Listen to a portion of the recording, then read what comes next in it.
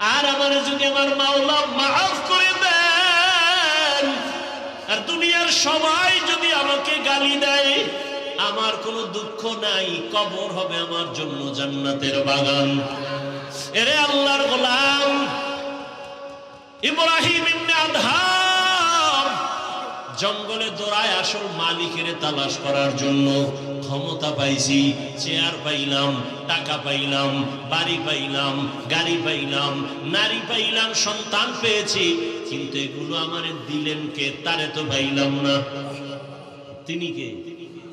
এরে বাবা, টাকার মালিক হয়েছো, টাকার মালিক কে বানাইছেন? ধনী বানানোর মালিক কে? ইয়া আইয়ুহান নাস আনতুমুল ফুকারাউ ইলাল্লাহ ওয়াল্লাহু হুয়াল গনিয়্যুল হামিদ।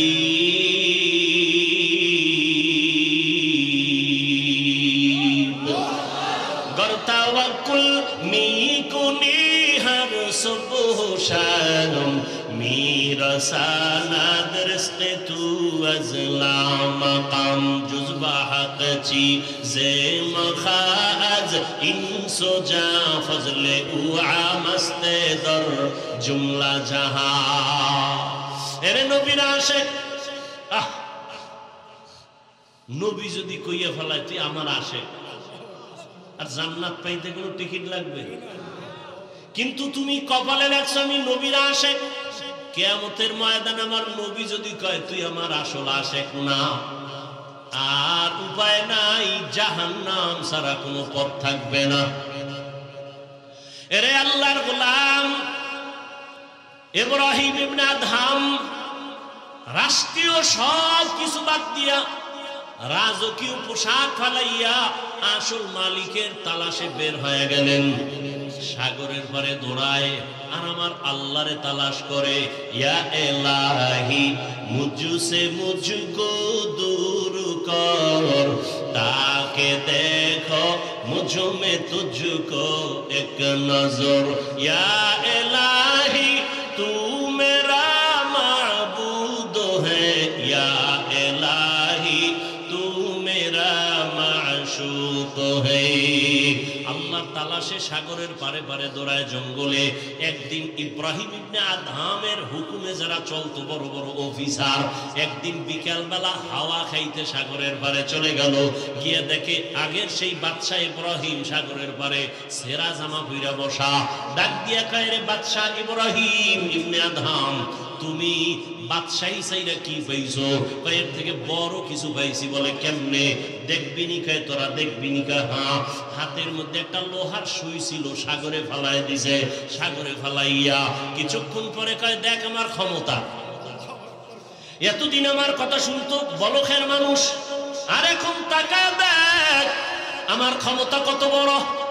সমুদ্রের দিয়ে আঙ্গুলের ইশারা করে কয়, সমুদ্রের মাছ আমার সুইটা আমার হাতে নিয়ে দিয়ে দে তাড়াতাড়ি। বলা মাত্র হাজার হাজার মাছ স্বর্ণের একটা সুই মুখে নিয়ে সব হাজির। ইব্রাহিম কয়, আমার তো স্বর্ণের সুই ছিল না, আমার ছিল লোহার সুই। আমার লোহারটা দে, স্বর্ণেরটা তো আমার না, সব নিয়ে চলে যা। এইবার লোহার সুইটা নিয়ে পরে একটা মাছ আইসা হাজির। দেখে অবিকল সেই সুইটা হাতের মধ্যে নিয়ে কয়, এ দুনিয়াদারেরা তাকায় দেখ, তোর কথা বলখের মানুষ শুনে, আর এখন আমার ক্ষমতা এত পাওয়ার, নদীর মাছ আমার কথা শুনে আল্লাহর গোলাম হয়ে যাবে। গোটা দুনিয়া তার গোলাম হয়ে যাবে, গোটা দুনিয়া তার কথা শুনবে, মাটি তার কথা শুনবে। ওমরে ফারুক রাদিয়াল্লাহু তাআলা আনহু নবীকে জবাই করতে যায়, সেই ওমর এই পরিমাণ দামি হয়ে গেল, 27 বছরের যুবক তরবারি নিয়ে যায় নবীরে জবাই করবে। রহমতের নবীর চেহারা দেখে কলিজা ঠান্ডা হয়ে গেল।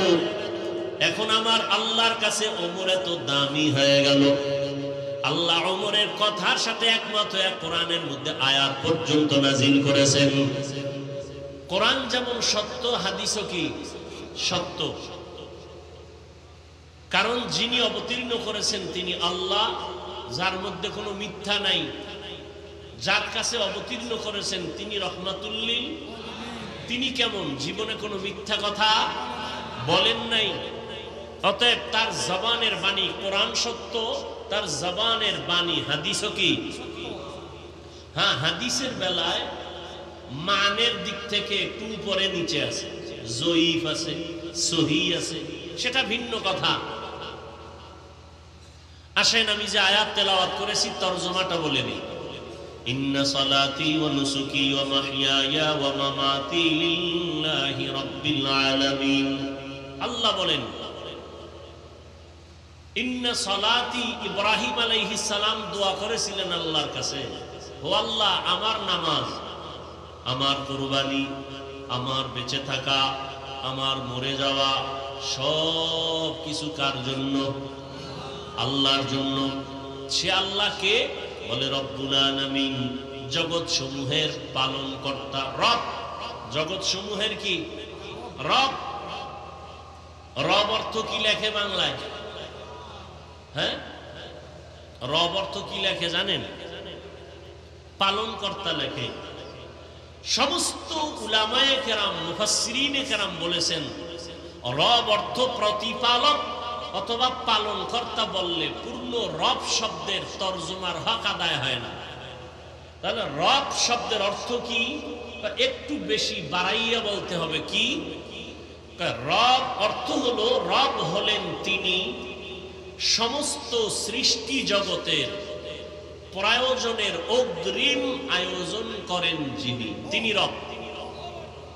রব হলেন তিনি সমস্ত মাখলুকতের প্রয়োজনের অগ্রিম আয়োজন করেন যিনি, তিনি হলেন রব। তিনি রব হওয়ার কারণে গর্তের পিপিলিকা না খাইয়া মরে না। তিনি রব হওয়ার কারণে নদীর প্রাণী না খেয়ে মরে না। তিনি রব হওয়ার কারণে জঙ্গলের হাজারো প্রাণী না খেয়ে মরে না, মরলে না খাইয়া মরে। আশরাফুল মখলুক আমরা মানুষ, আমরা মানুষ না খেয়ে মরি, কষ্ট পাই, কিন্তু আশরাফুল মখলুক মানুষ, কষ্ট তো পাওয়ার কথা। ভিন্ন প্রাণী অথচ তারা পায় না, আমরা পাই। মাঝে মাঝে গরু না খেয়ে কষ্ট পায়, সেটা তার কারণে না, আশরাফুল মখলুকের আকাম করার কারণে। মানুষের অপরাধের কারণে গরু কষ্ট পায়, ঘরের হাঁস মুরগি কষ্ট পায় মানুষের গুনাহের কারণে। অথচ জঙ্গলের কোন প্রাণী তো না খেয়ে মরে নাই। সকালবেলা একটা পাখি উড়ে, খোলা আকাশে উড়ে, সন্ধ্যাবেলা পেট ভরে বাচ্চার খানা নিয়ে বাসায় হাজির। হায়াতুল হায়ওয়ান একটা কিতাব আছে, বাংলাও করেছে। কাক একটা প্রাণীর কথা ওখানে আছে, কাক, কাউয়া। প্রাণী, উড়ন্ত প্রাণীদের মধ্যে কাকের হায়াত বেশি, বলে নিম্নে হায়াত 1000 বছর। একটা কাকের হায়াত নিম্নে কত? 1000 বছর। এই একটা কাক যখন বাচ্চা দেয় তখন বাচ্চার পুরো বডি থাকে সাদা, কোনো পশম থাকে না। তখন বাচ্চা প্রসব করার পরে মা ওই বাচ্চার বডির চেহারা দেখে সামনে যায় না, ভয়, 3 দিন থাকে দূরে। সেই কাকের বাচ্চাটাকে 3 দিন পর্যন্ত কিভাবে রিজিকের ব্যবস্থা হয়, হায়াতুল হায়ওয়ানে উল্লেখ করা আছে। 3 দিন পর্যন্ত রব্বে কারীম কিছু পোকা ওর মুখের সামনে পাঠায় দেয়, উড়ে, আর ওই বাচ্চাটা মুখে ওই পোকাগুলো ধরে ধরে খায়। 3 দিনের মধ্যে বাচ্চার সাদা শরীর কালো পশমে কালো হয়ে যখন হয়ে যায়, তখন 3 দিন পরে মা এসে নিজে খানার ব্যবস্থা বাচ্চার সামনে এসে করে। কথা বুঝেন নাই? 3 দিন পর্যন্ত মা বাচ্চার কাছে যায় না।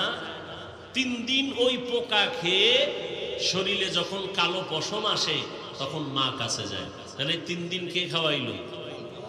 জোরে বলেন।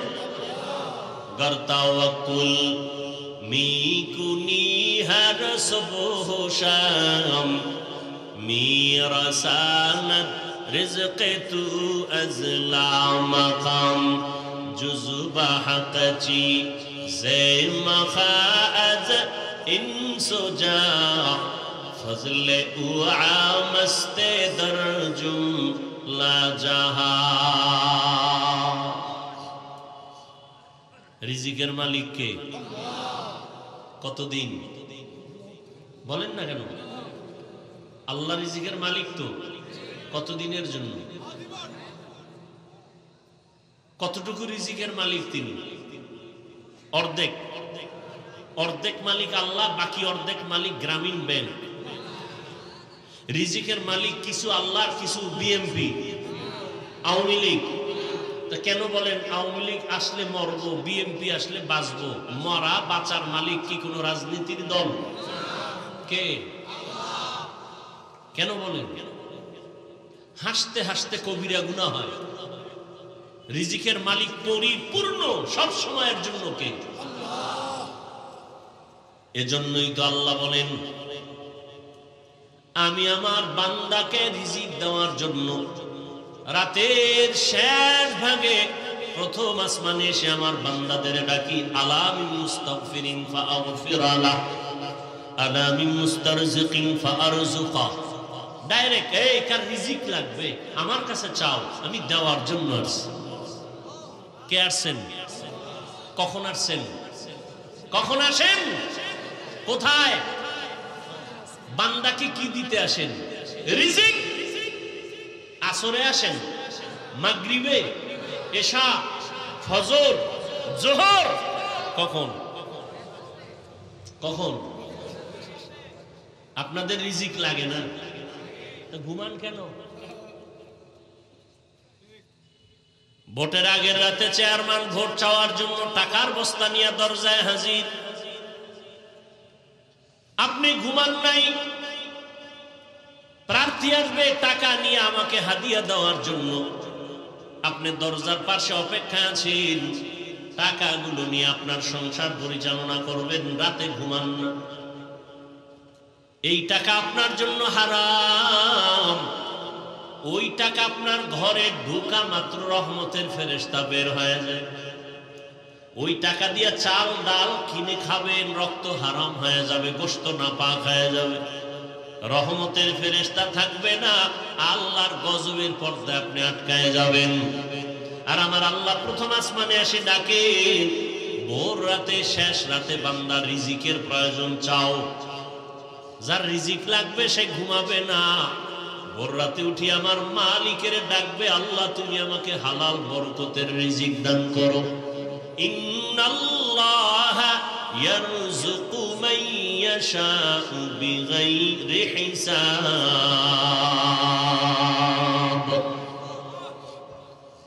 আল্লাহ রিজিক দিবেন কোনো মাপ নাই, হিসাব ছাড়া। বাদশাহ হারুন রশিদের নাম শুনেছেন আপনারা? শুনে থাকলে বলুন তার স্ত্রীর নাম কি? কি খবর নেই। দুনিয়ার সব কিছু জানেন, মুসলমানের কপাল খারাপ। ওই যে বললাম না, খানায় কষ্ট পাবে পিপিলিকা, গরু, নদীর মাছ, অথচ ওরা পায় না। আমরা পাই কেন? আমরা তো আশরাফুল মখলুক। আমরা পাই কেন? আমরা আল্লাহর দেওয়া বাতাস নেই কিন্তু শুকর আদায় করি না, বরং গাদ্দারি করি। আল্লাহর দেয়া সূর্যের আলো নেই কিন্তু আল্লাহর শুকর আদায় করি না, তাকে চিনার চেষ্টাও করি না। আল্লাহর দেয়া পানি পান করে কলিজা ঠান্ডা করি কিন্তু সে আল্লাহকে চিনি না। আল্লাহর দেয়া রাতের আধারে ঘুম, আরামে ঘুমাই, স্বাস্থ্য ঠিক করি কিন্তু সে আল্লাহকে চিনি না। কার দেওয়া রাতের আধার আমি নিলাম, কার দেয়া বাতাস নিচ্ছি, কার দেয়া সূর্যের আলো নিতেছি, এর স্রষ্টাকে তাকে চিনিই না। আল্লাহ হেদায়েত দান করুন। আল্লাহ আসেন রিজিক দেওয়ার জন্য। কি প্রয়োজন তোমার? বাদশাহ হারুন রশিদের স্ত্রীর নাম জুবায়েদা খাতুন। জুবায়েদা কোরআনে হাফেজা। তার কাজের লোক ছিল 100 নারী, সবাই হাফেজা। 24 ঘন্টার প্রতিটি সেকেন্ড জুবায়েদার ঘরে শুধু তেলাওয়াত, কোরআনের তেলাওয়াতের আওয়াজ। 1 সেকেন্ড টাইমও বাদ নাই। বলে কেমনে?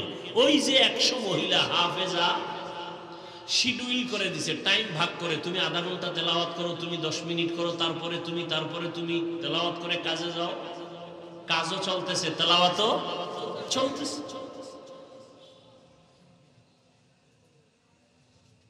বাদশাহ হারুন রশিদ তিনি শুধু রাষ্ট্রনায়ক, একজন রাজনীতিবিদ, রাষ্ট্রের পরিচালক না, তিনি জগৎ বিখ্যাত একজন আল্লাহর ওয়ালি। বাদশাহ হারুন রশিদ ওজিরকে নিয়ে যাচ্ছে কোথাও, রাস্তায় হঠাৎ এক বৃদ্ধ লোকের সাথে মোলাকাত। দেখে বৃদ্ধ লোক প্রচন্ড রোদের তাপের মধ্যে রাস্তার পাশে একটা ফলের গাছ রোপণ করতেছে, ঘাম। বাদশাহ হারুন রশিদ বলে, এই বুড়া, তুমি এই রোদের তাপে এত কষ্ট করে কি করো? কয়, ফলের গাছ রোপণ করি। বলে, এত কষ্ট করে? তোমার বয়স কত? বলে, জানি না, মরার কাছাকাছি। বলে, তুমি যে কষ্ট করে ফলের গাছ রোপণ করতেছো, গাছ বড় হবে কবে? ফল হবে কবে? তুমি খাইবা কবে?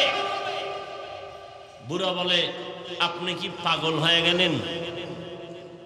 আমার বাপ দাদারা গাছ রোপণ করেছে, সে ফল আমরা খাই। আমরা গাছ রোপণ করে যাব, আমাদের পরবর্তী প্রজন্ম, আমার সন্তান নাতিরা খাবে। জবাবটা সুন্দর না? বাদশাহ হারুন রশিদ খুশি হইয়া 1000 দিনার তাকে পুরস্কার দিল। বুড়াও সেই বুড়া, চিৎকার দিয়ে বলে, মানুষ ফলের গাছ রোপণ করে 1 বছর পরে ফল পায়, আমি ফলের গাছ রোপণ করে জাগাত পুরস্কার বা ফল পেয়ে গেলাম 1000 দিনার। বাদশাহ হারুন রশিদ খুশি হইয়া আরো 1000 দিনার দিছে। বুড়ায় কয়, মানুষ গাছ লাগাইয়া বছরে ফল পায় একবার, আমি নগদ পাইলাম 2 বার। ওজির বলে, বের হও এখান থেকে, নয় বুড়া যেই বুদ্ধি শুরু করছে তোমাকে ফকির বানায় ছাড়বে। এখান থেকে কি উপদেশ আমরা পেয়েছি? এখান থেকে উপদেশ পাই, আসল মালিকের সাথে সম্পর্ক তৈরি হয়ে গেলে তখন আর হাদিয়ার লিমিট থাকে না। আল্লাহ বলেন, আমার সাথে সম্পর্ক যদি করো তাহলে এই পরিমাণ বেহিসাব রিজিক দিব, তোর 14 পুরুষ খেয়ে শেষ করতে পারবে না। হালাল রিজিকে বরকত। পুরান কথা, একটা কুকুর বাচ্চা দেয় 5টা 7টা, একটা গরু বাচ্চা দেয় 1টা। কয়টা? কতটা কুকুর জবাই হয় সোনার বাংলায়, মানুষ খায়? গরু হাজার হাজার হাজার হাজার কোটি গরু জবাই হয়, কুকুর জবাই। বরং কুকুর অনেক শ্রম দিয়ে লালন পালন করে বড় বানায়। সেই কুকুর বাচ্চা দিল 5টা, গরু দিল 1টা, জবাই হলো হাজারো কোটি গরু, কুকুর জবাই হলো না। হিসাবটা বুঝে থাকলে বলুন, আমার দেশে কুকুর বেশি না গরু বেশি? হিসাব মিলান তো বইবে, কারণ কি? খুব বুদ্ধি লয় এত চলে। একটু ক্যালকুলেটর লন না, কম্পিউটারে বসেন না, হিসাবটা মিলান তো। আপনি যদি এই কথার জবাব দেন, আপনার থেকে জবাবটা শুনতে আমি লজ্জা পাই। কেন? আপনি যদি এই জবাবটা দিলে থাকে, তো আপনি হারাম যদি বরকত মনে না করেন, হারাম রাস্তায় দৌড়ান কেন? হারাম খেয়ে কে বড় লোক হয়েছে, লাভবান হয়েছে? যেই গাছ দ্রুত বড় হয় সে গাছ দ্রুত পড়ে যায়, ভেঙে যায়। যে গাছটা আস্তে আস্তে বড় হয় এটা টিকে বেশি। যে সমস্ত বেঈমান, মুনাফিক, জালেম, দুশমনেরা হারাম খায় রাতারাতি কলা গাছ হয়, এটি রাতারাতি দেশ ছাইরে পালায়, ঘর ছেড়ে পালায়। যারা ঠিক কও, তুঙ্গ গাঠটিও রেডি করো,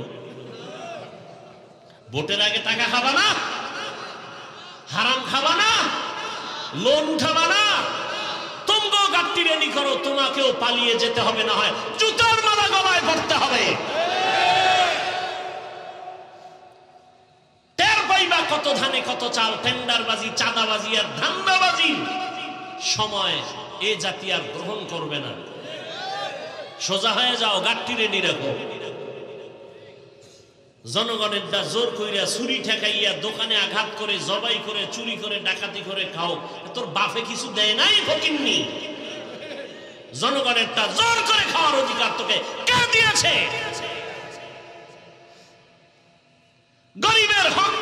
খায়, ওরা জালেম। জালেমের বিচার হবে জমিনে মরার আগে। রাসূলের হাদিস, জালেমের বিচার মরার পরে না আগে? যারা জুলুম করো রেডি থাকো, বিচার মরার আগেই হবে। রাসূলের সহিহ হাদিস। আল্লাহ জুলুম থেকে আমাদের দেশ ও জাতিকে হেফাজত করেন। নিজে কামাই করার মুরাদ নেই, কামাই রুজি যারা করে এদের দিকে চোখ দিয়ে তাকায়। এরা কত বড় চরিত্রহীন, এদের চরিত্র কত খারাপ, এদের রক্ত কত নষ্ট। নিজে কামাই করতে পারে না, অন্যের পরিশ্রমের কামাই করা টাকা মেরে দেয়। গরিবের বেতন ঠিক মতো দেয় না, কর্মচারীর বেতন ঠিক মতো দেয় না, আর বলে আমরা গরিব। আল্লাহ, আল্লাহর জাত ও সিফাতের কসম, রাসূলের তরিকায় আল্লাহর আইনে যতদিন পর্যন্ত যাকাত ধনীরা দিবে না যথাযথ, ততদিন পর্যন্ত আল্লাহর কসম দরিদ্র বিমোচন হবে না। দারিদ্র বিমোচনের একমাত্র সুন্দর পথ যাকাত দেওয়া, সঠিকভাবে। তাহলে মালিকের সাথে সম্পর্ক থাকলে হাদিয়ার কোনো লিমিট আছে? নাই। প্রমাণ করলো বুড়া অনেক কিছু পেয়ে গেল, শুধু মালিকের সাথে সম্পর্ক ভালো হয়ে গেছে, মালিকের মন খুশি করছে, এবার সীমাহীন হাদিয়া পেয়ে গেছে। বান্দা আল্লাহকে খুশি করো, সীমাহীন তোমার চাহিদা চাওয়ার আগে পূরণ হয়ে যাবে। আমরা মোনাজাতে এটা চাই সেটা চাই, কিতাবে লেখছে একজন বান্দা বেশি বেশি নামাজ পড়ে, তেলাওয়াত করে, মোনাজাত দিয়ে আল্লাহর কাছে চাওয়ার সময় পায় না। রাসূল স্পষ্ট হাদিসে বলেন ওই বান্দার চাওয়া লাগবে না, আল্লাহ জানে কি দরকার, আল্লাহ চাওয়ার আগে এমনি দিয়ে দিবেন। তবে কাকে খুশি করে চলতে হবে? আল্লাহকে খুশি করতে হবে। আর কাউকে বেজার হয় হোক, আল্লাহকে বেজার করা। নবীজি বলেন লা তাআতা লি মাখলুকিন ফি মাসিয়াতিল খালিক, আল্লাহকে অসন্তুষ্ট করে পৃথিবীর কারো মন খুশি করা হারাম। পর্দা করলে আমার আল্লাহ খুশি হবেন, আত্মীয় স্বজন বেজার হয়ে যাবে। এখন আপনার ভেতরে বড় পরীক্ষা, আপনি আত্মীয়কে খুশি রাখবেন নাকি পর্দা লঙ্ঘ ঠিক রেখে আমার আল্লাহকে খুশি রাখবেন? যারা আল্লাহকে খুশি রাখবেন তারা বেপর্দায় চলবেন না, আর যারা আল্লাহকে বেজার করে চলবে, আত্মীয় স্বজন খুশি রাখবে, তারা পর্দা লঙ্ঘন করে চলবে। দাড়ি রাখলে আমার আল্লাহ খুশি হবেন, আত্মীয় স্বজন বেজার হবে। যারা আমার আল্লাহকে খুশি রাখবেন আর এই চিন্তা করবেন রিজিক দিবেন আমার আল্লাহ, সম্মানের চেয়ারে বসাবেন আমার আল্লাহ, আর এই চেয়ারের কোনো মেয়াদ নাই, দুনিয়ার টাকার লোভে জোর করে যারা চেয়ারে বসতে চায় সম্মানের জন্য, এরা এক সময় ফুলের মালা পায়, ফাইনালে জুতার মালা খায়। আর যারা আল্লাহর গোলাম হয়ে চলে, নবীর আদর্শ নিয়ে চলেন, এদের চেয়ারের কোনো মেয়াদ নাই। সম্মানের চেয়ার আল্লাহ যাদেরকে দান করবেন, ওই চেয়ার কোনোদিন কেউ কেড়ে নিতে পারবে না। যারা কেড়ে নেওয়ার অপচেষ্টা চালাবে তারা ধ্বংস হয়ে যাবে। এজন্য আল্লাহকে খুশি রাখতে হবে। আল্লাহকে খুশি রাখার জন্য টুপি পরেছি, আল্লাহকে খুশি রাখার জন্য দাড়ি রেখেছি, আল্লাহকে খুশি রাখার জন্য 5 বেলার নামাজ আদায় করি, আমার আল্লাহকে খুশি রাখার জন্য পর্দা রক্ষা করে চলি। সব সময় সব জায়গায় কথাটা বলি। এখানে আপনারা যারা বসে আছেন, আপনারাও যেমন মুসলমান, আমিও তেমন মুসলমান। আপনাদের আল্লাহ আমার আল্লাহ দুই নাকি এক? না, আপনাদের আল্লাহ একটু আলাদা। আপনাদের আল্লাহ যেমন এক, আমার আল্লাহও। আপনাদের নবী আমার নবী দুই নাকি এক? সহজে বুঝার চেষ্টা করবেন। আপনার নবী আমার নবী যেমন এক, আপনার আমার কোরআন, আপনাদের ধর্ম আমার ধর্ম, আপনাদের কাবা আমার কাবা, আপনাদের আল্লাহ আমার আল্লাহ, আপনাদের নবী আমার নবী, আপনাদের কালেমা আমার কালেমা, একই কালেমা, একই আল্লাহ, একই নবী, একই কোরআন। জমিনে আমরা আসছি তাও কিন্তু সিস্টেম এক। আমি যেই সিস্টেমে আসছি আপনিও সেই সিস্টেমে আছেন। বিদায় বেলা কাফনের সংখ্যাও হবে এক।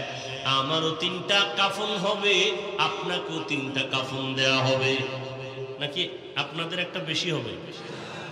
যারা টাকা আছে তাদের একটা বেশি, যারা গরিব তাদের একটা কম। কালার কিন্তু আলাদা। কাফনের সংখ্যাও এক।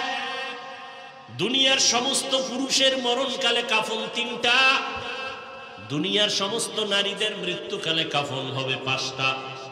কালার হবে এক। কে নারী, কে পুরুষ, কে ধনী, কে গরিব, কে আলেম, কে মূর্খ, কোনো ভেদাভেদ নাই, সবার কালার এক। হুজুরদের কাফনের কালার যেমন আপনারটাও তেমন। কাফনের উপরে লেখা থাকবে এমপি সাহেবের লাশ, বড় হুজুরের লাশ। হ্যাঁ, আজকে আমি বড় হুজুর, বড় ভাব, বড় বক্তা, বড় ভাব, আপনি বড় টাকাওয়ালা, বড় ভাব, ক্ষমতার মাস্তানি করেন, বড় ভাব। যতই বাহাদুরি করি না কেন, সাদা কাফনে ঢোকা মাত্র সব বাহাদুরি বন্ধ হয়ে যাবে। কোটি টাকার মালিক দেখো, অভাব হয় না দূর, গরিবে ঘুমায় আরাম করে, মনটা বাহাদুর। ফেরাউনের লাশটা দেখো মিশর জাদু ঘরে, খায় না মাটি পোকা মাছি, সবাই ঘৃণা করে। হৃদয়ে থাকিবে যার নম্রতা সদা, রহমত আসিবে সেথা প্রভুর ওয়াদা। বড়র বাড়াই থাকলে দিলে রহমত আসবে না, নিজেকে নিজে ছোট মনে করিও সাদা। উঁচু জমিন থেকে পানি নিচু জমিনে যায়, তেমনি খোদার রহমত আসে নম্রতার হৃদয়। ভোগবিলাসের বাড়ি গাড়ি পরে রবে সব, থাকতে সময় স্মরণ করো আল্লাহ আমার রব। মরণকালে কাফনের কালারও সব এক। কবরের সাইজও নাকি এলাকার কবর একটু বড়? কবরে রাখিয়া যখন সব চলে যাবে, বিদায়ের পরে ফেরেশতা কবরে আইসা প্রশ্ন করবে। সবার বেলায় 3টা একই প্রশ্ন। রবের পরিচয় দাও, ধর্মের পরিচয় দাও, রাহমাতুল লিল আলামিনের পরিচয় দাও। রহমতের নবী বলেন, এই 3 প্রশ্নের জবাব যারা দিতে পারবে তাদের কবর হবে রওজাতুম মির রিয়াজিল জান্নাহ। আর কবরে গিয়া জবাব দিতে যদি না পারে, তার কবর হবে হুফরাতুম মিন হুফারিন নার। এখন কে পারবে জবাব দিতে? আমি হুজুর, কোনো গ্যারান্টি নাই। আপনি পারবেন তাও বলা যাবে না। কবরের প্রশ্ন আমি পারবো, এই গ্যারান্টি যদি থাকতো, সাহাবায়ে কেরাম জান্নাতের টিকিট হাতে পেয়ে আর কাঁদতেন না। আবু বকর সিদ্দিক রাদিয়াল্লাহু তাআলা আনহু জান্নাতের প্রথম সাহাবী। নামাজে দাঁড়ায়া দাঁড়ায়া সারা রাত কান্নার আওয়াজ। রহমতের নবী বলেন, আবু বকর নামাজে আপনি কান্না করেন কেন? বলে, আমার কবরে হাসরে কি উপায় হবে?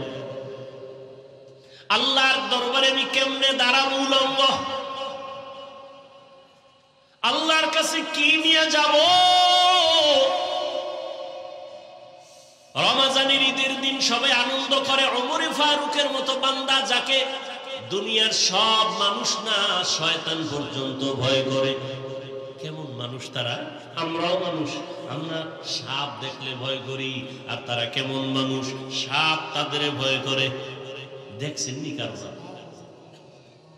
দেখছেননি? একটু চিন্তা করেন তো। আমরাও মানুষ, তারাও। আমরা বাঘরে ভয় করি, আর উজানি কারি ইব্রাহিমকে বাঘে ভয় করে। ব্যবধান আছে না নাই? বড় কঠিন। কিন্তু আমরা সাপ দেখলে দৌড়ায় পালাই, আর এমন মানুষ তারা কেমন? তাদের দেখলে সাপ ভয় পায়। ওমরে ফারুকের মতো বান্দা শয়তান ভয় করে, কেমন মানুষ! অথচ ইতিহাসের পৃষ্ঠায় তার নাম লেখা আছে পৃথিবীর বড় সন্ত্রাসী হযরত ওমর।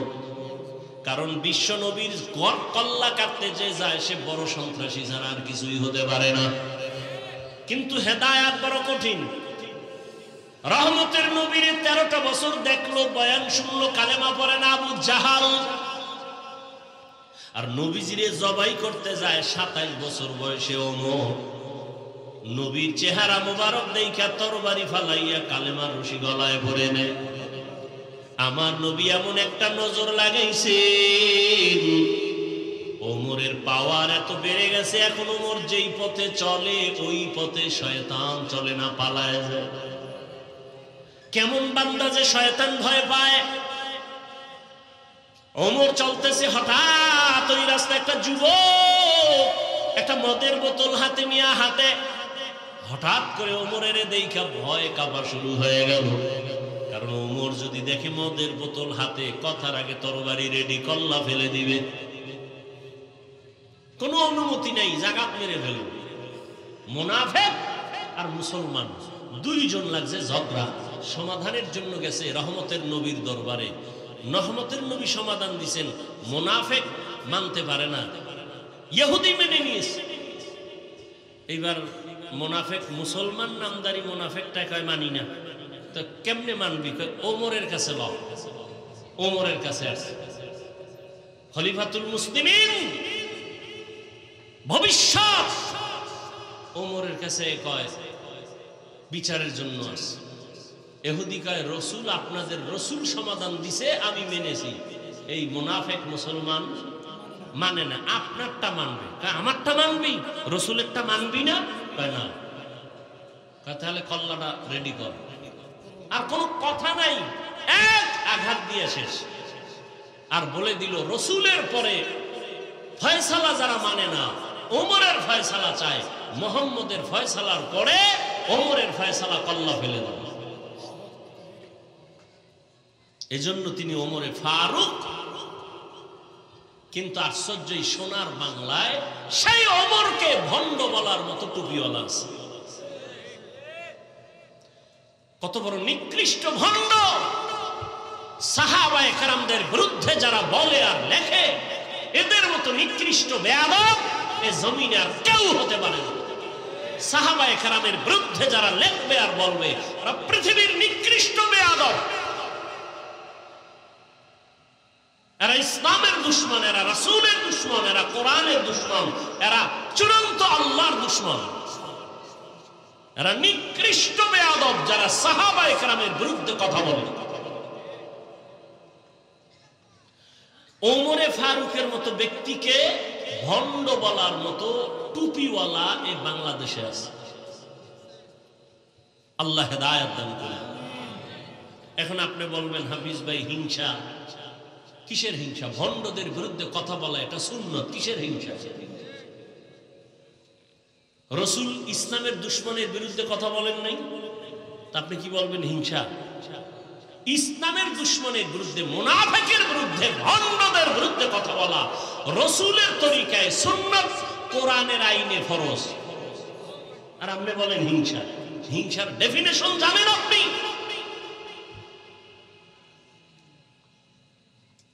আল্লাহ হেদায়েত দান করুন। রমজানের ঈদের দিন যুবক সবাই আনন্দ করে, ওমর দরজা তালা লাগায় কাঁদে। আবু হুরায়রা রাদিয়াল্লাহু আনহু বলেন, কাঁদেন কেন? বলে জাহান্নামের ভয়। চিন্তা করতে পারেন? অথচ জান্নাতি সাহাবীদের দ্বিতীয় ওমর। যুবক মদের বোতল নিয়ে হাতে, ওমরের দেখে ভয়, ফালায় দিল মাইর। ওমর তো দেখে বলছে, বোতল দেখছে, ভিতরে কি দেখে নেই, আসতেছে। যুবক দৌড়ও দিতে পারে না, কানতেও পারে না, কলব দিয়ে আল্লাহরে ডাক দিয়ে, আল্লাহ জীবনের তার আর মদ পান করুন না, মইরে গেল, অন্তত ওমরের হাত থেকে আমারে বাঁচান। ওমর আইসে, কাই যুবক, তোর হাতে পাত্র কি, বোতল দে দিকে। ও দেয় না, ভয়, ভয় পাইস না, দে। ওমরের হাতে বোতলটা নেওয়া মাত্রই পুরা মদের বোতলটা ওমর তাকায় দেখে, টোটালটা বোতলে পুরা সাদা দুধে ভরপুর। তারাও মানুষ, আমরাও মানুষ। আমরা বৃষ্টিকে ভয় পাই, আর এখনো বাংলার জমিনে বহু আল্লাহর ওয়ালি আছে যাদেরকে বৃষ্টি ভয় পায়, এখনো আছে। এক আল্লাহর বান্দা বড় বুজুর্গ দাওয়াত দিছে আমাকে ওয়াজে। আমি বললাম টোটাল বাংলাদেশে বৃষ্টি, ঢাকাতে বৃষ্টি। বলে আমার ওয়াজে বৃষ্টি হবে না, আসেন। ঠিক তার প্যান্ডেলে ঢুকার 1 কিলোমিটার আগে বৃষ্টি শেষ, বয়ান করে আসছে, আল্লাহর কসম করে বলছি, বয়ান শেষ করে আবার বের হয়ে ঢাকা রওনা হয়েছি। ঠিক বয়ানের প্যান্ডেল থেকে 1 কিলোমিটার দূরে যাওয়ার পরে আবার বৃষ্টি।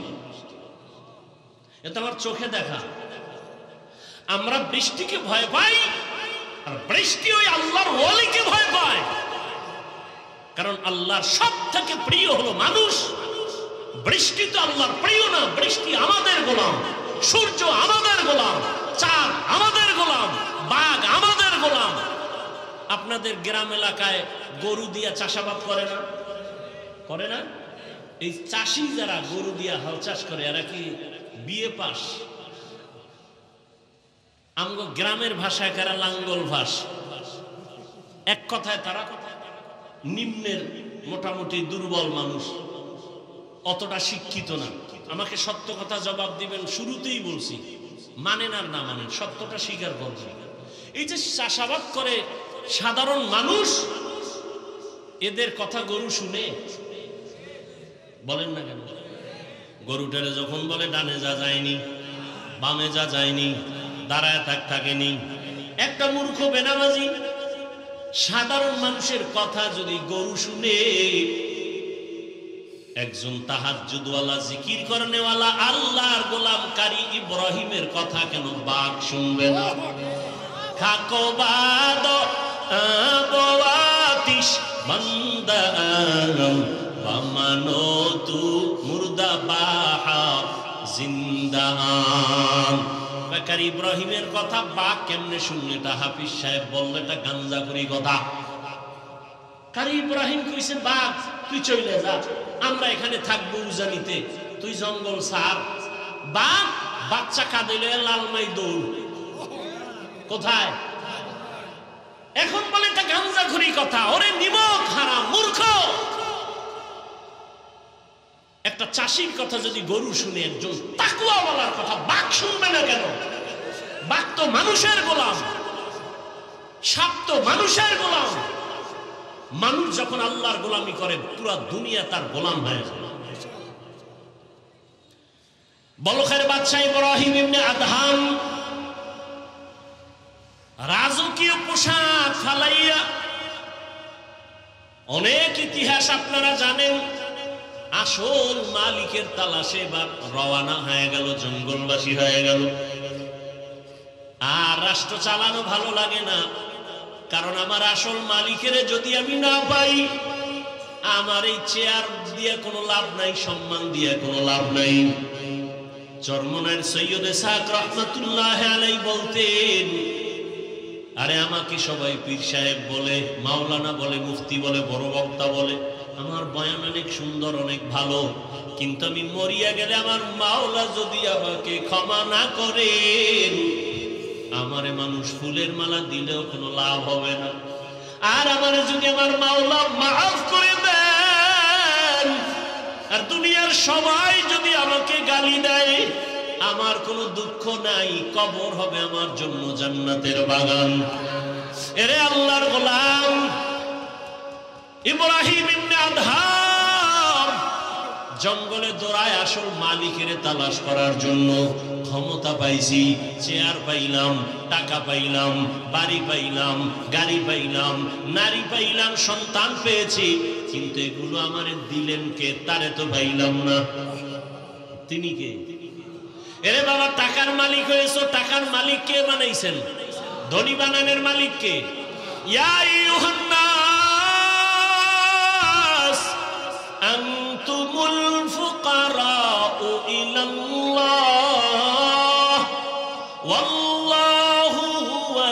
গনিয়্যুল হামিদ।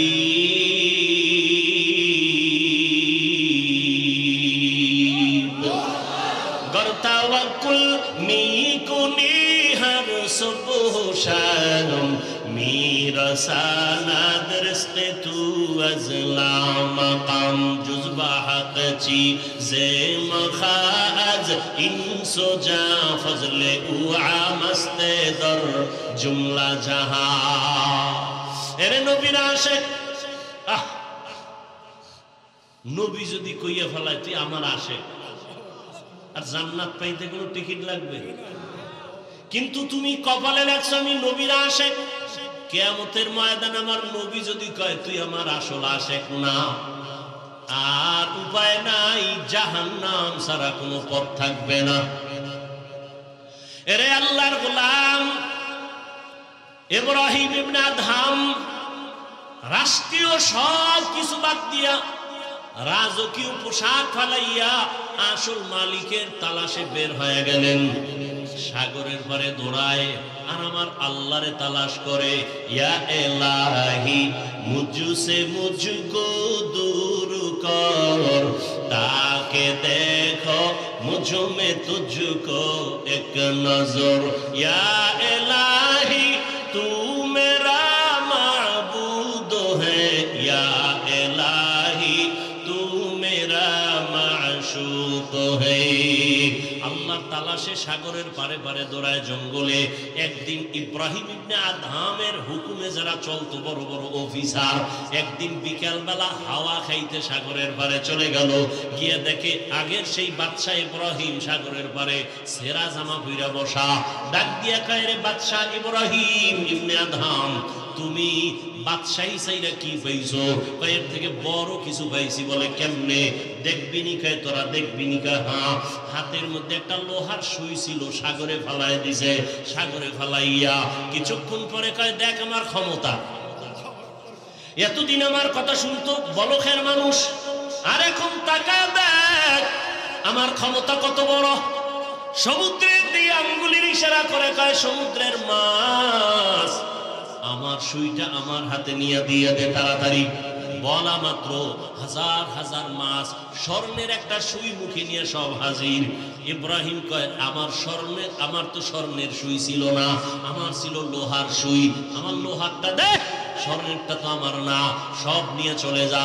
এইবার লোহার সুইটা নিয়ে পরে একটা মাছ আইসা হাজির, দেখে অবিকল সেই সুইটা হাতের মধ্যে নিয়ে কয়, এ দুনিয়াদারেরা তাকায় দেখ, তোর কথা বলখের মানুষ শুনে, আর এখন আমার ক্ষমতা এত পাওয়ার, নদীর মাছ আমার কথা শুনে আল্লাহর গোলাম হয়ে যাবে। গোটা দুনিয়া তার গোলাম হয়ে যাবে, গোটা দুনিয়া তার কথা শুনবে, মাটি তার কথা শুনবে। ওমরে ফারুক রাদিয়াল্লাহু তাআলা আনহু নবীকে জবাই করতে যায়, সেই ওমর এই পরিমাণ দামি হয়ে গেল, 27 বছরের যুবক তরবারি নিয়ে যায় নবীরে জবাই করবে। রহমতের নবীর চেহারা দেখা কলিজা ঠান্ডা হয়ে গেল। এখন আমার আল্লাহর কাছে ওমর এত দামি হয়ে গেল। আল্লাহ ওমরের কথার সাথে একমত হয়ে কোরআনের মধ্যে আয়াত পর্যন্ত নাজিল করেছেন। এই জন্য বান্দা, রিজিক যার থেকে পাইতেছো তাকে চিনো। এই যে জিহ্বা নামের মেশিন নাড়ায় নাড়ায় কত কথা বলতেছি, মাইকে কথা বলি, বিদ্যুতের বাতি জ্বলে, চার্জ যায়, বিল দেওয়া লাগে। গাড়ি চলে, ব্যাটারির মধ্যে চার্জ লাগে, ব্যাটারি ড্যামেজ হয়ে যায়, কিনতে হয়। আবার তেল ঢুকাও, গ্যাস ঢুকাও। কিন্তু জিহ্বা নামের যেই মেশিনটা নাড়াইয়া এই পর্যন্ত কত হাজার কোটি কোটি কথা সাপ্লাই হলো। কোনদিন তো এই মেশিন, কোন মেশিনে কথা বলতেছে, মেশিনকে বানাইলো, মেশিনের তৈল পেট্রোলকে দেয়, জিহ্বা কোনদিন ব্যথাও করে না। ওরে আল্লাহর বান্দারা, আমার আল্লাহ কেমন দয়ার মালিক। ও বান্দা, তুমি এত সুন্দর চেহারার বড়াই করো, একবার ওকে চিন্তা করেছো এই চেহারা বানানেওয়ালা কত সুন্দর? তোমার চেহারা অত সুন্দর, বানানেওয়ালা আরো কত সুন্দর। চিন্তা করেছো এই চেহারা বানানেওয়ালা কে? সূর্যের দিকে তাকায় দেখো কত সুন্দর, কিন্তু যিনি বানাইছেন তিনি আরো কত সুন্দর। তাকে একবার চিনো। কণ্ঠ এত সুন্দর কে বানাইছেন?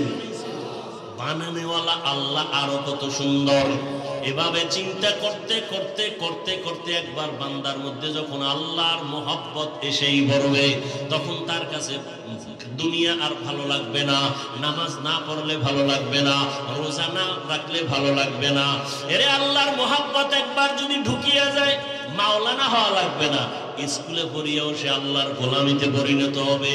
ও যুবক বাবারা, বৃদ্ধ বাবাজি, পর্দার আড়ালের মা বোনেরা, একটু আগেই তো বলতেছিলাম আপনার আমার আল্লাহ এক, নবী এক, কোরআন এক, কাবা এক, ধর্ম এক, কালেমা এক, দুনিয়াতে আসছি তাও এক, বিদায় বেলা কাফন সংখ্যা এক, কালারও এক, কবরের সাইজও এক, প্রশ্ন তিনটা তাও এক।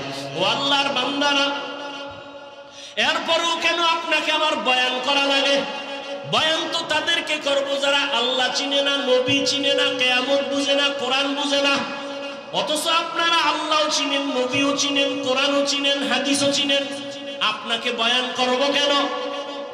শুধু বয়ান করব কেন এতটুকুই না, বৃষ্টি নাই, রৌদ্র নাই, দিন নাই, রাত নাই, আপনাদের পেছনে সময় ব্যয় করে করে সারা দেশের ওলামায়ে কেরাম, তাবলীগওয়ালা, পীর মাশায়েখ, জুমার খতিব সহ সবাই আপনাদের পেছনে মেহনত করার ফলাফল এখনো বড় দুর্বল। একই আল্লাহর গোলাম, একই নবীর উম্মত, আমিও আল্লাহর গোলাম, আপনারা আল্লাহর গোলাম, অথচ আমি টুপি খুলতে চাই না, বড় লজ্জা।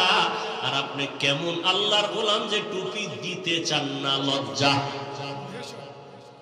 আমি টুপি খুলতে গেলে লজ্জা, আর আপনি টুপি মাথায় দিতে চান না, লজ্জা। আমিও মুসলমান, আপনিও মুসলমান। আমি দাড়ি কাটতে গেলে লজ্জা, আপনি দাড়ি রাখতে গেলে লজ্জা। আমি দাড়ি কাটতে চাই না, মরিয়া যাব, আর আপনি দাড়ি রাখতে চান না, লজ্জা লাগে। আমি মসজিদে না ঢুকলে লজ্জা, আপনার মসজিদে ঢুকতে গেলে লজ্জা। আমি পর্দা না করলে লজ্জা পাই, আর আপনি পর্দা করতে গেলে লজ্জা পান। বিষয় কি? আপনিও মুসলমান, আমিও মুসলমান। তার মানে এটা না যে আমার মতো সবাই হুজুর হইয়া যান, আমার মতো সবাই টুপিওয়ালা, দাড়িওয়ালা, পাগড়ি লাগান, তাও বলছি না।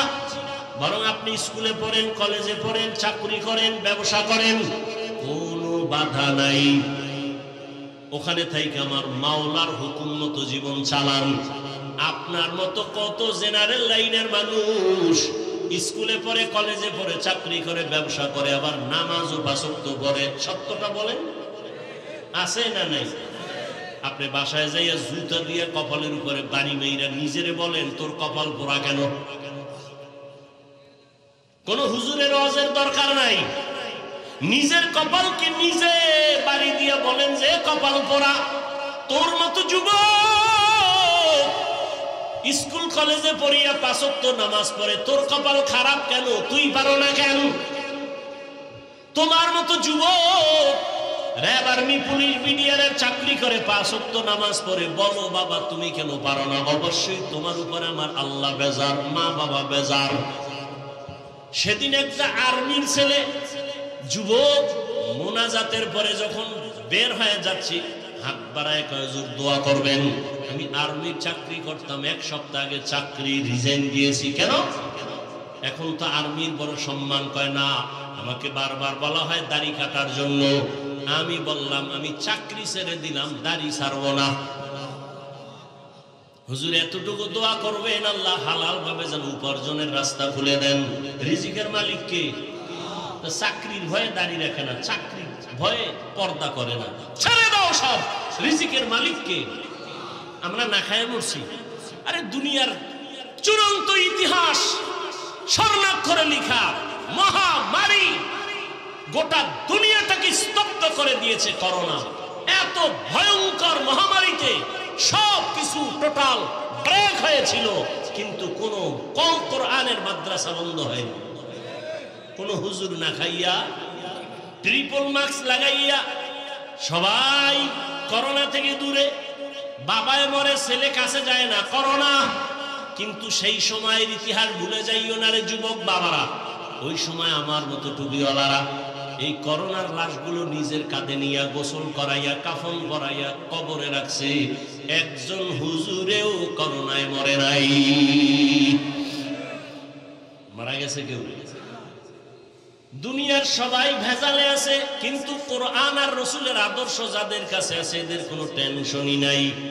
কি আমরা ইসলামের রাজনীতির বয়ান করি, তাবলীগের লাইনে চলি, আমরা ক্ষমতা পাওয়ার জন্য পাগল না, আমরা কারো উপরে জুলুম করার জন্য লালায়িত না, আমরা মরলেও লাভ, বাঁচলেও লাভ।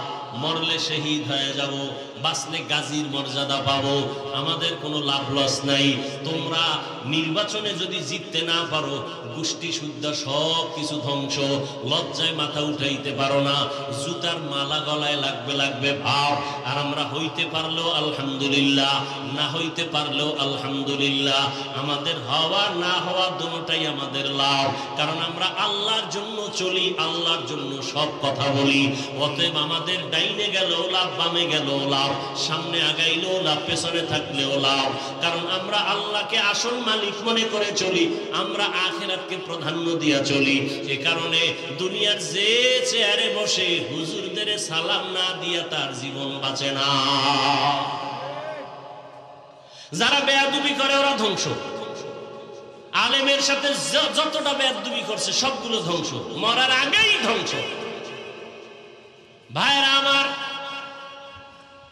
যারা বেয়াদবি করছে এখনো যারা করবে সব ধ্বংস, মরার আগেই ধ্বংস। মরবে না কিন্তু বিছনায় পঙ্গু হয়ে থাকবে, ওর জীবন শেষ।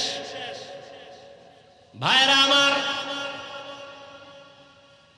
তাহলে তোমার মতো যুবক র্যাব, আর্মি, পুলিশ, বিডিআরের চাকরি করিয়া যদি নামাজ পড়ে তোমার পায়ে হাত রেখে জবাব চাই, বলো তুমি পারো না কেন? হুজুর বাদ দাও, তোমার মতো জেনারেল লাইনের যুবক রাস্তায় গাড়ি চালায়, ড্রাইভারি করে, চাঁদপুরে মোহনায় যাও, নদীর মধ্যে মাছ ধরে, নামাজ পড়ে নাই? জমিনে কৃষি কাজ করে, তুমি কেন পারো না? অবশ্যই তোমার উপর আমার আল্লাহ গুনার কারণে বেজার হয়ে আছে। ও আমার পর্দার আড়ালের মা বোনেরা, আপনার মতো কত মা এখন আছে এই অঞ্চলে, ঘুরেন খবর পাবেন। ওই যে এক জায়গায় খানা খাইলাম, সবাই বলল হুজুর এই ঘরের মহিলাকে এলাকার কেউ দেখে না, তার কণ্ঠের আওয়াজ কেউ শুনে না। এরে আম্মা জান, আপনার দাম কত আপনি নিজেও তো জানেন না। আপনি তো নবীদের মায়ের মতো মা, সাহাবায়ে কেরামদের মায়ের মতোই তো। আপনারা আম্মাজান খাদিজা রাদিয়াল্লাহু আনহার মতোই তো দামি নারী, ফাতেমা রাদিয়াল্লাহু আনহার মতো নারী। আপনারা তো আয়েশা সিদ্দিকা রাদিয়াল্লাহু আনহার মতো নারী। ফেরাউনের স্ত্রীর নাম কি? আসিয়ার মতো দামি নারী। এত বড় বেঈমান ফেরাউন, পৃথিবীর নাম করা বেঈমান, অথচ তার স্ত্রী আসিয়া কত দামি। রহমতের নবী বলেছেন হাসরের ময়দানে আমি মুহাম্মদের সাথে আসিয়ার সাথে জান্নাতে বিবাহ হবে। কেমন দামি নারী আসিয়া! এরে আম্মা জান, আপনাদের এত দাম, এত সম্মান। আপনাদের মতো কত নারী এই এলাকায় আছে এখনো পর্দা করে, নামাজ পড়ে, স্বামীর মাল হেফাজত করে, মোবাইলে সময় নষ্ট করে না। ও আম্মা জানেরা, আপনারা কেন পারবেন না? এখনো সময় আছে, তওবা করবেন। বৃদ্ধ বাবাজিরা, আপনার মতো কত বুড়ারা মসজিদে গিয়ে নামাজ পড়ে, আপনি কেন আদায় করতে পারেন না? আল্লাহর ভয় যদি অন্তরে জমা রাখেন, এখনো সময় আছে, তওবা করেন। আল্লাহ তওবার দরজা দিয়ে ডাকতেছেন। মনেরে বুঝাইয়া মনে মনে আল্লাহকে বলেন, হে মালিক, আমার মতো কত যুবক, আমার মতো কত বুড়া, আমার মতো কত নারী এখনো আছে পর্দা করে, নামাজ পড়ে, আমি কেন পারি না? আল্লাহর কাছে বলেন, হে দয়ার মালিক, জীবনে মনের চাহিদা মিটাইয়া গুনাহ তো কম করি নাই। মনে চাইছে পার্কে যাব, দৌড়ায় গেছি, কেউ বাধা দিছে, মানি নাই। মনে চাইছে দাড়ি কেটে ফেলবো, কেটে ফেলেছি, কেউ বাধা দিলেও মানি নাই। মনে চাইছে নামাজ পড়বো না, পড়ি নাই, কেউ জোর করে পড়াইতে চাইলেও গালি দিয়েছি। ও আল্লাহ, আজকে আর এই গুনার পথে থাকতে চাই না। এরকম অন্যায় করতে করতে মৃত্যুর দরজায় হাজির হয়ে গেছি। ও যুবক বাবারা, কয়দিন আর যৌবনের বাহাদুরি করবা? কয়দিন বুড়া হইয়া মরার গ্যারান্টি নাই। এমন একটা দিন নাই যে যুবকের লাশ দেখা যায় না। পানির নিচে, গাড়ির নিচে, ঘুমের বিছানায় যুবকের লাশ, মহামারী করোনায় যুবকের লাশ। ও আল্লাহর বান্দারা এখনো তওবা করে নাও। স্কুলে পড়ো, কলেজে পড়ো, চাকরি করো, ব্যবসা করো, আর নামাজ ছাড়বা না, দাড়ি কাটবা না, বেপরদায় চলবা না। মা বাবার দোয়া নিয়ে, শিক্ষকের দোয়া নিয়ে, উলামায়ে কেরামের পরামর্শ নিয়ে নবীজির আদর্শ মেনে চলবা। বৃদ্ধ বাবাজিরাও তওবা করেন, মা বোনেরাও তওবা করেন। আর নামাজ ছাড়বেন না, বেপরদায় চলবেন না, মোবাইলে সময় নষ্ট করবেন না, স্বামীর মাল খেয়ানত করবেন না, আল্লাহর মোহাব্বত নিয়ে চলবেন। সন্তানটাকে আদর্শ সন্তান বানাবেন। ডাক্তার হলেও যেন বেয়াদব না হয়, ইঞ্জিনিয়ার হলেও যেন বেয়াদবি না করে, ব্যবহারে যেন কেউ কষ্ট না পায়। আল্লাহর কাছে দোয়া করিয়া আদর্শ সন্তানের মা হইয়া যান। সন্তানের কারণে আপনার সম্মান, ইজ্জত বেড়ে যাবে। সন্তান ডাক্তার হলেও কোরআন পড়বে, মা বাবার জন্য দোয়া করবে। ও আল্লাহর বান্দারা, আল্লাহর কাছে তওবা করেন। মরিয়া গেলে যাবো আর নামাজ ছাড়বো না, দাড়ি কাটবো না, বেপরদায় চলবো না, জাহান্নামের আগুনের গরম সহ্য করা যাবে না। নবীজির সুন্নত অনুযায়ী চলবো, উলামায়ে কেরামের পরামর্শ দোয়া নিয়ে চলবো। তওবা করার মতো যদি কারো অন্তর তৈরি হয়, মুনাফিকি না থাকে, খাঁটি তওবার নিয়ত যাদের আছে, দুটো হাত আল্লাহকে দেখাইয়া দাও। আয় আল্লাহ, হাতগুলো কবুল করে নেন, তওবা কবুল করে নেন। তওবার উপরে মজবুত হইয়া চলার তৌফিক দান করেন, আমিন। আলহামদুলিল্লাহি রাব্বিল আলামিন, والصلاة والسلام على سيد الأنبياء والمرسلين وعلى آله وأصحابه أجمعين يا أرحم